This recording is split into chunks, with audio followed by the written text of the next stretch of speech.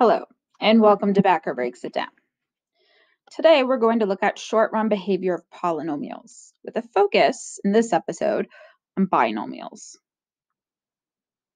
So what is the short-run behavior? Okay, to determine the short-run behavior of a polynomial, we write it in intercept form, with as many linear factors as possible. Okay, so I'm going to take my polynomial and I'm going to write it in factored form. The values of x for which the polynomial equals 0, we call them zeros.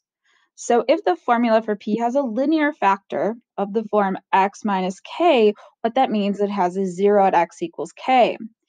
And you can use factoring the zero product property to find linear factors and zeros of polynomial functions. So we're going to look very specifically at binomial functions, okay? So just remember, when you're factoring, make sure you're always looking for common factors first. This is essential when you're working with binomials. So you can either be working with a difference of two squares or sum and differences of two cubes, okay? So there are two types of binomials, okay? If it's a difference of two squares, you're going to have a squared minus b squared, and this can be factored using the pattern a plus b, a minus b. So like, for example, number 1, 18x squared minus 2. So at first glance, that doesn't look like a difference of two squares at all, okay?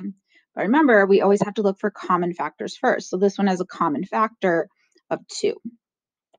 So what's left over, so 18x squared divided by 2 is 9x squared.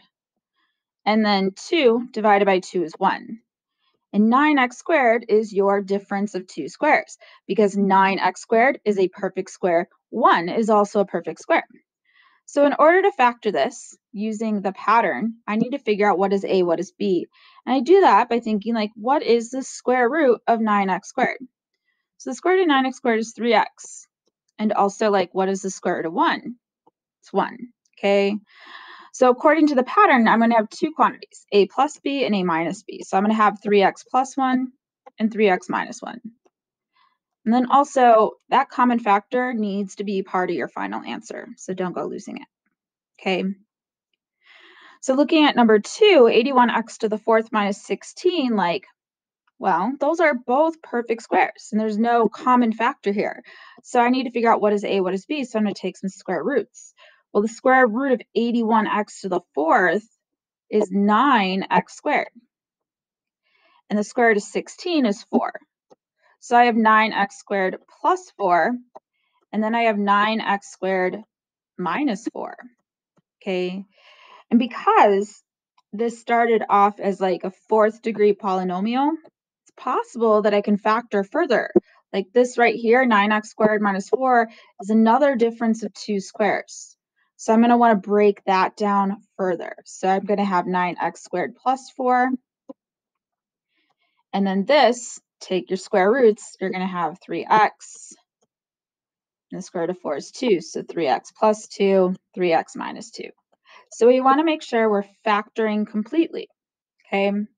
Now 3 and 4 have x to the third power. So we're looking at sum and differences of two cubes.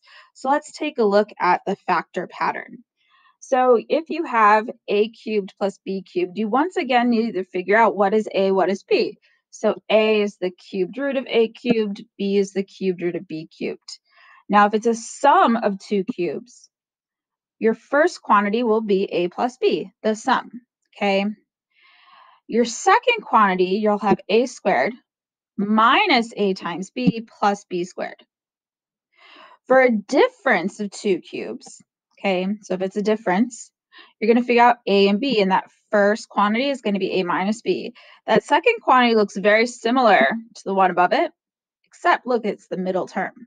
The middle term is positive a plus b, okay? So taking a look at number 3, I have 125x cubed plus 64, okay? So what I need to do first is I need to be like, okay, what is the cubed root of 125x cubed? Okay, so that would be 5x.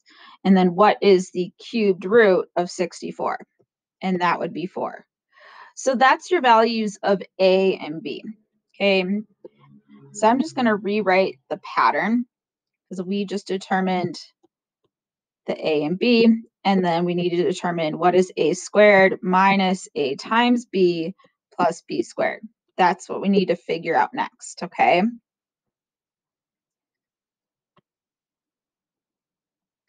So I've got 5x plus 4, okay?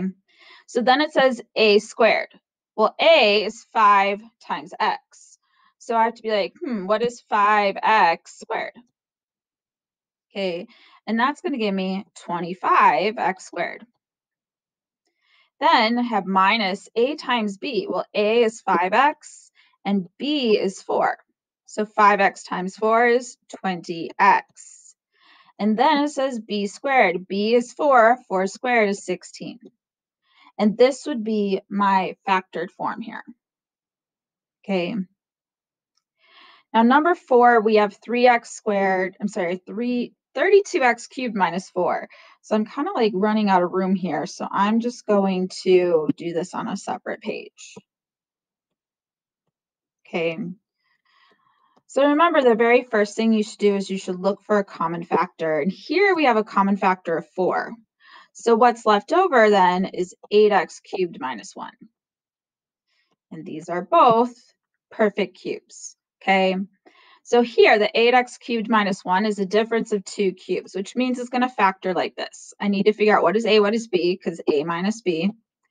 And then the rest is a squared plus a times b plus b squared. That's the pattern. But I need to figure out what is a and what is b, right? So I'm going to take the cubed root of 8x cubed. And when I do that, I get 2 times x. The cubed root of 1 is 1. So I now know that a is 2x, b is 1. So I have 2x minus 1. Also, don't go losing that guy. To fill in this part, a squared. Well, a is 2x. So a squared is going to be 2x squared, right? Which would be 4x squared. Plus a times b. A is 2x, b is 1. So a times b is 2x. Plus b squared, b is 1, so you get 1. And so this would be the factored form of this binomial, okay? And so it's simply a matter of using these patterns correctly, okay?